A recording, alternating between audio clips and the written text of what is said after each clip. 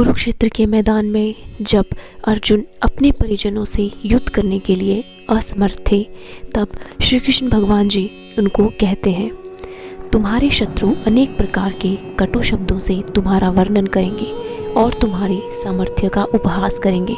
तुम्हारे लिए इससे दुखदाई और क्या हो सकता है। हे कुंती पुत्र, यदि युद्ध में मारे जाओगे तो स्वर्ग प्राप्त करोगे, या यदि तुम जीत जाओगे तो पृथ्वी के साम्राज्य का भोग करोगे। अतः दृढ़ संकल्प करके खड़े हो और युद्ध करो। तुम सुख या दुख, हानि या लाभ, विजय या पराजय का विचार किए बिना युद्ध के लिए युद्ध करो। ऐसा करने पर तुम्हें कोई पाप नहीं लगेगा। अब भगवान कृष्ण प्रत्यक्ष रूप से कहते हैं कि अर्जुन को युद्ध के लिए यत्न करना चाहिए, क्योंकि यह उनकी इच्छा है। कृष्ण भावनामृत के कार्यों में सुख या दुख, हानि या लाभ, जय या पराजय को कोई महत्व नहीं दिया जाता। दिव्य चेतना तो यही होगी कि हर कार्य कृष्ण के निमित्त किया जाए। अतः भौतिक कार्यों का कोई बंधन नहीं होता। जो कोई सतोगुण या रजोगुण के अधीन होकर अपनी इंद्रिय तृप्ति के लिए कर्म करता है, उसे अच्छे या बुरे फल प्राप्त होते हैं। किंतु जो कृष्ण भावनामृत के कार्यों में अपने आप को समर्पित कर देता है, वह सामान्य कर्म करने वाले के समान किसी का कृतज्ञ या ऋणी नहीं होता। भागवत में कहा गया है कि जिसने अन्य समस्त कार्यों को त्याग कर मुकुंद श्री कृष्ण की शरण ग्रहण कर ली है, वह न तो किसी का ऋणी है और न किसी का कृतज्ञ, चाहे वे देवता, साधु, सामान्य जन अथवा परिजन, मानव जाति या उसके पितर ही क्यों ना हो।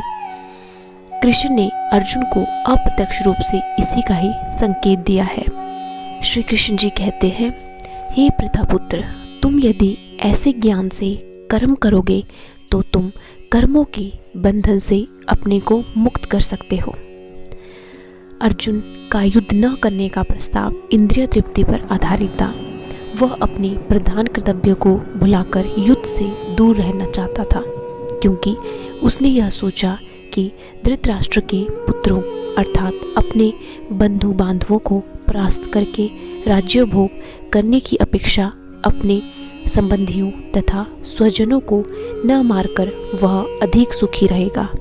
उन्हें जीतने से प्राप्त होने वाला सुख तथा स्वजनों को जीवित देखने का सुख, ये दोनों इंद्रिय तृप्ति के धरातल पर एक हैं, क्योंकि इससे बुद्धि तथा कर्तव्य दोनों का अंत हो जाता है।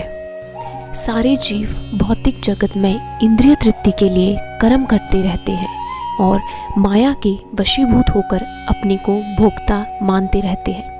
इस मानसिकता की चरम सीमा भगवान के साथ सायुज्य प्राप्त करना है।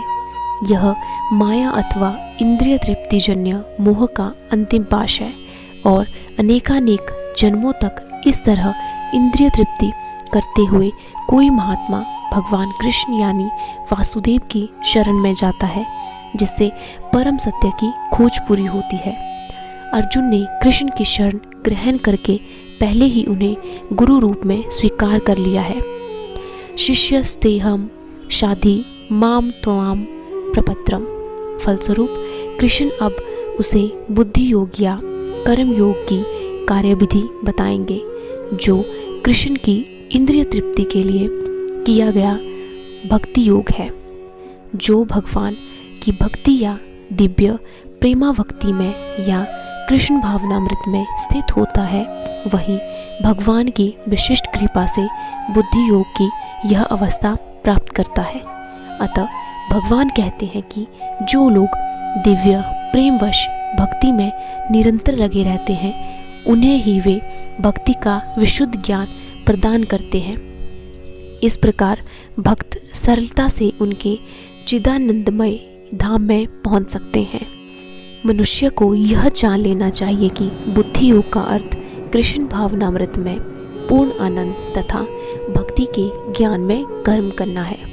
जो व्यक्ति भगवान की तुष्टि के लिए कर्म करता है, चाहे वह कर्म कितना भी कठिन क्यों ना हो, वह बुद्धि योग के सिद्धांत के अनुसार कार्य करता है और दिव्य आनंद का अनुभव करता है।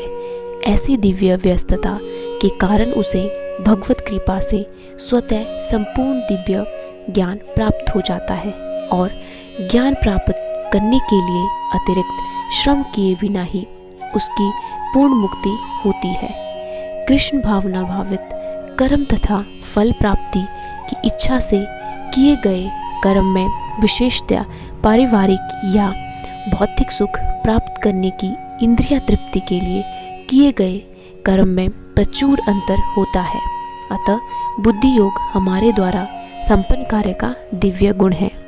तो कृष्ण की कही हुई इन बातों से हमें यह पता लगता है कि कर्म का सर्वोच्च दिव्य गुण है कृष्ण भावनामृत में कर्म या इंद्रिय तृप्ति की आशा न करके कृष्ण के हित में कर्म करना।